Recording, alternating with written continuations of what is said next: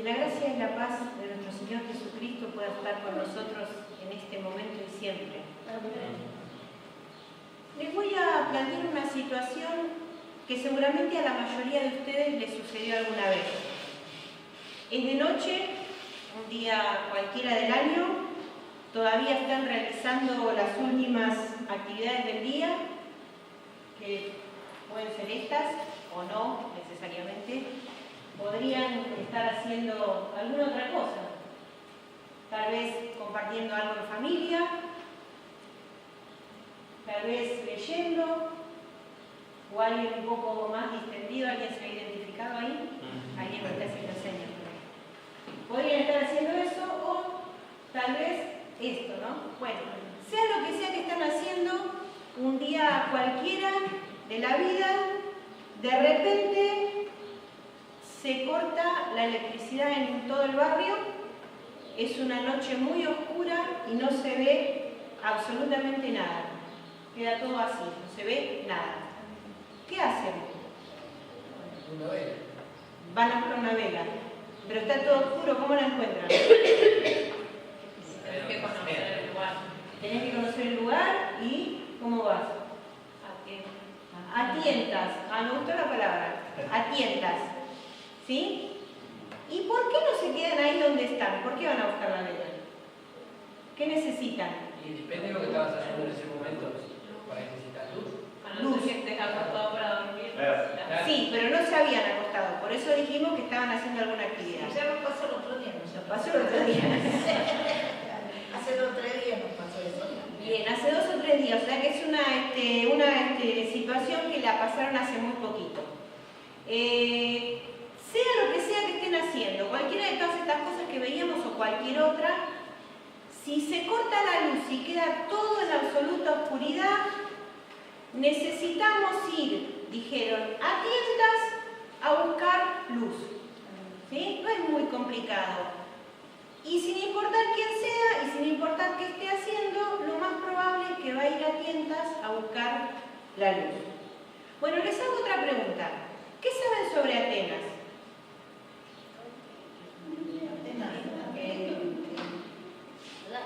¿Una ciudad? Sí, ¿qué más saben? ¿De Grecia?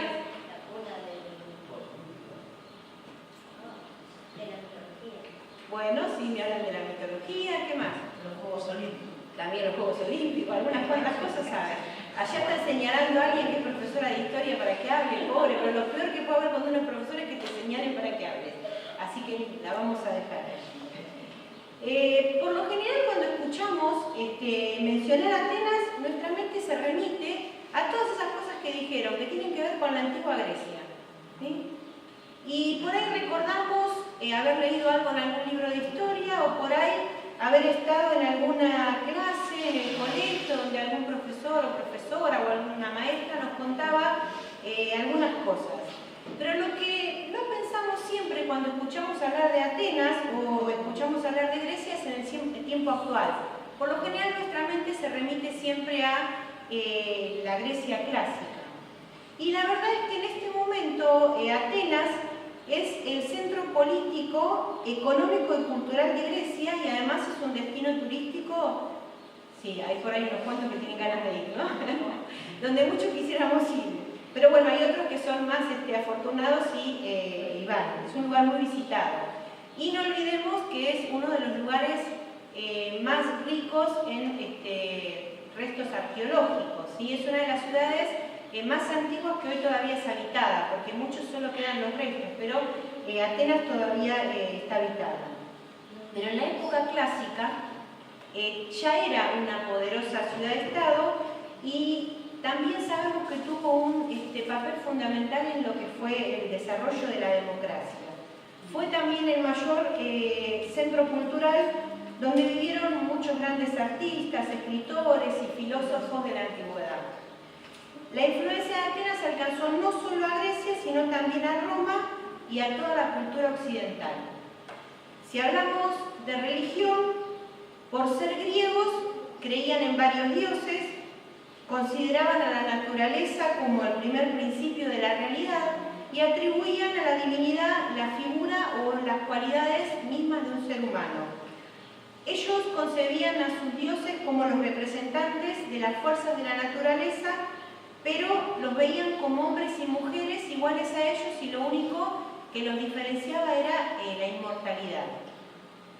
Grecia fue famosa por su filosofía y dentro de la cantidad de filósofos tuvo a los, esto es difícil de mencionar, epicúreos y a los estoicos.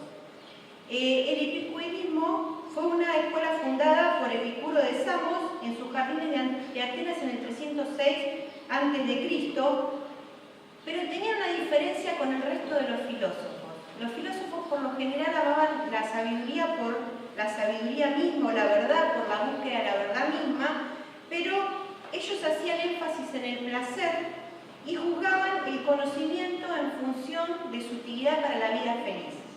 Sostenían que aún el alma era material y que perecía con el cuerpo. Cuando uno moría, el alma perecía también.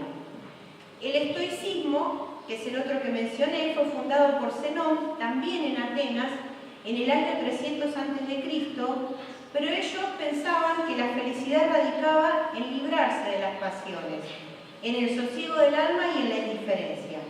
En la vida todo está determinado por el destino. Si uno acepta su destino, éste lo lleva tras sí, y al que se resiste lo arrastra con fuerza. Igual que los anteriores, ellos eran materialistas. Ahora, mientras yo estoy hablando, me imagino que ustedes se estarán preguntando qué tiene que ver todo esto que estoy hablando con el mensaje de esta tarde. Por ahí se están riendo porque estaban pensando eso. Lo que pasa es que en el año 146 a.C., Roma conquistó Grecia y lo anexó a su territorio como una provincia romana, y lo mismo sucedió con Palestina en el 63 a.C. La costumbre del Imperio Romano, como ya hemos comentado otras veces, era conquistar los territorios, pero no arrastrarlos hacia sus costumbres, sino que les permitían mantener su costumbre, mantener su religión, siempre y cuando respondieran a su autoridad y les pagaran el tributo, lo más importante, no le pagaran sus impuestos. Sucedió entonces que, y ahí vamos a lo que a ustedes les interesa, que cuando el apóstol Pablo estaba en su segundo viaje misionero, acompañado de Silas y más tarde también de Timoteo, fue precisamente ¿a dónde? Atenas.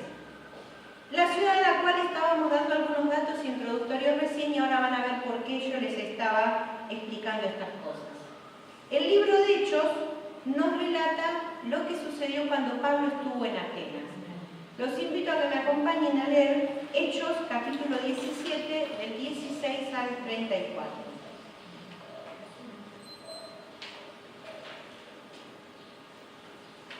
Hechos 17, del 16 al 34.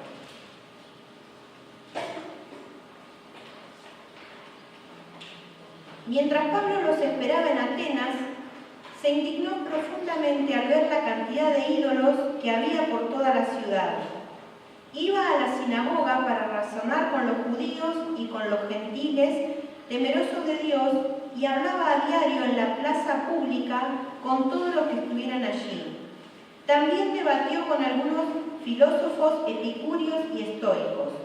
Cuando le habló acerca de Jesús y de su resurrección, ellos dijeron: ¿qué trata de decir este charlatán con esas ideas raras? Otros decían: parece que predica a unos dioses extranjeros. Entonces lo llevaron al Concilio Supremo de la ciudad. Ven y háblanos sobre esta nueva enseñanza, dijeron. Dice cosas bastante extrañas y queremos saber de qué se trata. Cabe explicar que todos los atenienses, al igual que los extranjeros que están en Atenas, al parecer pasan todo el tiempo discutiendo las ideas más recientes. Entonces Pablo, de pie ante el concilio, les dirigió las siguientes palabras: hombres de Atenas, veo que ustedes son muy religiosos en todo sentido, porque mientras caminaba observé la gran cantidad de lugares sagrados, y uno de sus altares tenía la siguiente inscripción: a un Dios desconocido. Este Dios, a quien ustedes rinden culto sin conocer, es de quien yo les hablo. Él es el Dios que hizo el mundo y todo lo que hay en él. Ya que es Señor del cielo y de la tierra, no vive en templos hechos por hombres, y las manos humanas no pueden servirlo, porque Él no tiene ninguna necesidad. Él es quien da vida y aliento a todo y satisface cada necesidad. De un solo hombre creó todas las naciones de toda la tierra. De antemano decidió cuándo se levantarían y cuándo caerían, y determinó los límites de cada uno. Su propósito era que las naciones buscaran a Dios y quizá acercándose a tientas lo encontraran, aunque Él no está lejos de ninguno de nosotros, pues en Él vivimos, nos movemos y existimos, como dijeron algunos de sus propios poetas. Nosotros somos su descendencia. Y como esto es cierto, no debemos pensar en Dios como un ídolo diseñado por artesanos y hecho de oro, plata o piedra. En la antigüedad, Dios pasó por alto la ignorancia de la gente acerca de estas cosas, pero ahora Él manda que todo el mundo, en todas partes, se arrepienta de sus pecados y vuelva a Él. Pues Él ha fijado un día para juzgar al mundo con justicia por el hombre que Él ha designado, y les demostró a todos quién es ese hombre al levantarlo de los muertos. Cuando oyeron a Pablo hablar acerca de la resurrección de los muertos, algunos se rieron con desprecio, pero otros dijeron: queremos oír más sobre este tema más tarde. Con esto terminó el diálogo de Pablo con ellos, pero algunos se unieron a él y se convirtieron en creyentes. Entre ellos estaba Dionisio, un miembro del concilio, una mujer llamada Dámaris y varios más. Bien.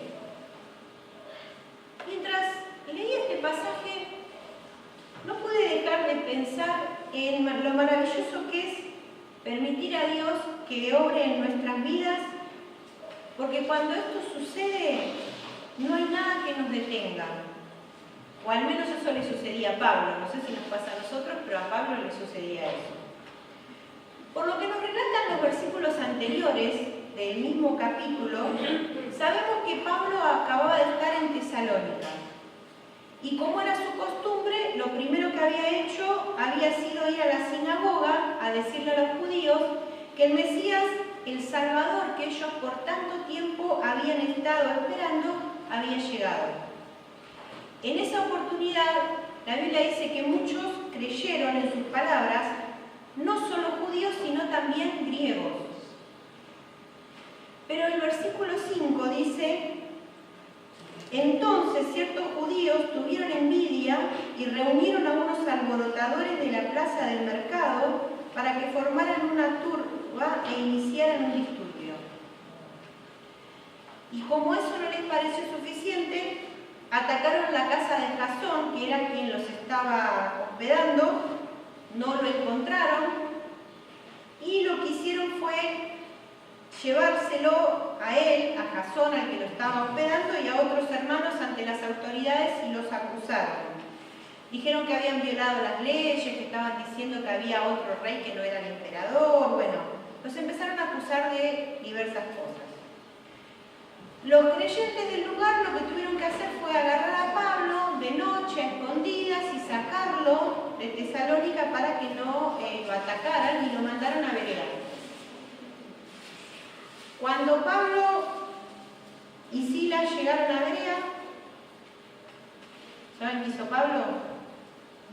Hizo lo mismo.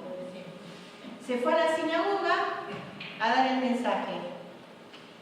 En ese lugar, en Berea, fue bien recibido por los judíos, pero estos judíos estuvieron estudiando mucho lo que él les decía, agarraron las escrituras, las estuvieron escudriñando por bastante tiempo para corroborar si era verdad el mensaje que Pablo les estaba trayendo o no.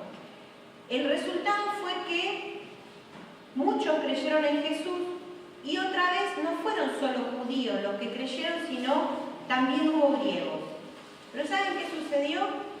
El versículo 13 dice que cuando unos judíos de Tesalónica se enteraron enteraron de que Pablo predicaba la palabra de Dios en Berea, fueron allá y armaron un alboroto. Los hermanos de Berea tuvieron que tomar a Pablo y llevárselo deprisa y lo llevaron para Atenas.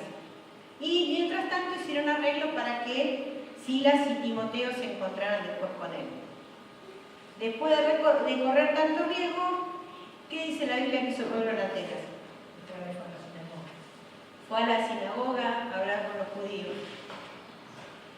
La palabra griega que aparece en el versículo 17, que en nuestras Biblias aparece como razonar o discutir en otras traducciones, es la palabra dielegeto, que significa, ustedes saben que varias veces lo dijimos, que una palabra griega no se puede traducir en una sola palabra en castellano, sino que tiene varios significados. Si juntamos todo eso sería algo así en castellano como dialogar, conversar, hablar, pero también incluye el significado de discutir, pero no de pelearse, sino con la idea de intercambiar opiniones. Esa es la palabra que utiliza cuando dice que Pablo estaba hablando con los judíos. Pero en el versículo 18, cuando hace referencia a las conversaciones con los epicúreos y los estoicos, la palabra que se traduce en nuestras Biblias como debatir o disputar es sunévalon, que significa algo parecido a reunirse y conversar para captar el verdadero sentido. Fíjense que es otra palabra y es distinto lo que pasaba cuando él hablaba con los judíos que cuando hablaba con los griegos, que tenían ese interés especial por la sabiduría y por conocer de una manera distinta, reunirse y conversar para captar el verdadero sentido. Esto tiene que ver con la actividad que desarrollaban los atenienses y que está ampliamente explicada, la veíamos recién en el versículo 21, que dice que todos los atenienses, al igual que los extranjeros que están en Atenas, al parecer pasan todo el tiempo discutiendo las ideas más recientes. Lo que Pablo les llevaba, para ellos era algo muy jugoso, no era algo nuevo, algo reciente, algo con mucho contenido que les interesaba escuchar. Pero Pablo, además de hablar con ellos, hizo otras cosas que leímos recién en el pasaje. Dice que mientras estuvo allí recorrió la ciudad, al parecer estudiando la manera de pensar de la gente que vivía en ese lugar.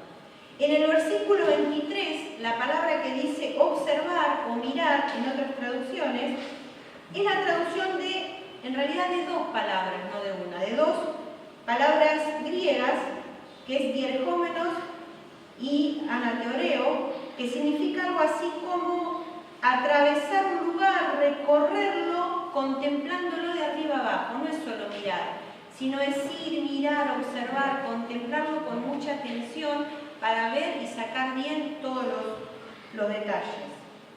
Es decir que Pablo se tomó suficiente tiempo para recorrer y mirar de arriba abajo los altares, los objetos de adoración de los atenienses.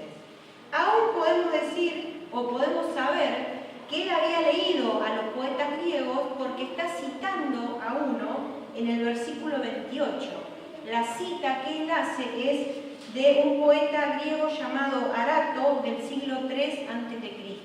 Así que Pablo además había leído a los filósofos griegos. Gracias a esta preparación previa, cuando lo llevaron al Areópago, que era el tribunal superior de la antigua Atenas, él les pudo explicar que el mensaje que él había venido a traerles era el mensaje de ese Dios no conocido al cual ellos tenían un altar, ellos ya lo adoraban, pero no lo conocían. A pesar de todo lo que había pasado, a pesar del rechazo que Pablo a menudo recibía, a pesar de que había corrido riesgo su vida, él no los criticó, no les dijo, ustedes son unos idólatras, no les dijo lo que están haciendo está mal, no les dijo nada de eso, sino que lo que hizo fue intentar entenderlos y partir de una realidad existente. Estudió lo que ellos hacían, trató de entenderlos y se dio cuenta que ellos durante mucho tiempo habían estado buscando a Dios, pero lo habían estado buscando en la oscuridad, lo habían estado buscando a tientas, porque ellos no tenían la luz que necesitaban para encontrarlo. Y ese Dios tan poderoso y tan sublime que ellos no podían representar en una estatua porque era demasiado sublime para ellos, ese fue el Dios al cual Pablo les venía a presentar. ¿Cuál fue el resultado de la predicación de Pablo en Atenas? Los versos 32 a 42 nos dice que cuando oyeron de la resurrección, algunos se burlaron de él. Y esto fue porque, como vimos antes, ellos no creían en nada que fuera espiritual. Para ellos incluso el alma era material. Entonces, ¿cómo alguien podía resucitar si cuando moría, moría también el alma? Así que algunos se burlaron de él, pero otros quedaron atrapados con la conversación y le dijeron: queremos escucharte otro día. Otro día vamos a seguir hablando de esto. Era demasiado raro, demasiado novedoso, demasiado increíble lo que él les estaba diciendo. Pero igual le dijeron: otro día queremos que nos sigas hablando de esto. Y otros directamente, la Biblia dice que creyeron. Directamente dejaron de lado todas sus creencias y se entregaron a este nuevo conocimiento que Pablo les estaba trayendo. A Pablo no le importó si los que creían en Cristo iban a ser muchos o iban a ser pocos. Él no dudó ni por un momento de lo que el Señor lo había mandado a hacer. Ni siquiera dudó cuando su vida estuvo más de una vez en peligro, sino que él continuó con el trabajo que Dios le había encomendado. Yo creo que esto nos da una gran lección para nosotros hoy en día. No solo cuando pensamos que las personas que pueden creer en Dios por lo que hacemos puedan ser pocas, sino cuando vemos a personas que están equivocadas o que están confundidas y pensamos que su error o su confusión es tan grande que nunca van a creer en Dios. Muchas veces nos enoja ver el error de esas personas y tomamos dos caminos: o desistimos de hablarles o los confrontamos enumerándole los errores de sus creencias o de la actitud que tienen. El apóstol Pablo, según lo que nos cuenta la Biblia, no hizo absolutamente nada de eso. Lo que hizo fue hacer uso de toda la preparación que él ya tenía. Sabemos que él era un estudioso de las Escrituras, una de las personas más eruditas de su tiempo, pero además de eso, lo que hizo fue estudiar la cultura a la cual se dirigió, recorrió la ciudad, recorrió los altares, aprendió todo lo que pudo y con mucha sabiduría utilizó el único punto en común que encontró. Todo lo que vio era completamente distinto, pero había un solo punto en común y era que ellos adoraban a un Dios que no podían representar. Y ahí fue donde él encontró el punto en común para comenzar la conversación con ellos y predicarles el Evangelio. Muchos de ellos que estaban errados y estaban confundidos, pero que desde hacía tiempo venían buscando a Dios a tientas en la oscuridad, pudieron encontrarlo. Mientras que otros, como dijimos, empezaron a abrir su corazón para escuchar el mensaje un poco más adelante. Que Dios nos ayude a nosotros a ser diligentes, como fue el apóstol Pablo, estudiando su palabra y no solo leyéndola de pasada. Que podamos prepararnos también en las cuestiones propias de nuestra época, prepararnos en la profesión a la que Él nos haya llamado, servirlo a Dios allí en el lugar donde Él nos ponga, en el trabajo que sea que nos haya elegido hacer, pero por sobre todas las cosas que nos dé un corazón sensible para no molestarnos y confrontar a la gente que piensa distinto que nosotros o que está confundida, sino que con sabiduría sepamos buscar esos puntos en común que a veces son uno solo y lograr a través de ese punto común transmitir sin acusar el Evangelio del Señor y sin espíritu de condenación que el amor de Dios pueda envolver a las personas con las que queremos hablar. Que el Señor nos dé de su sabiduría para que así sea. Amén. Amén. Gloria a Dios.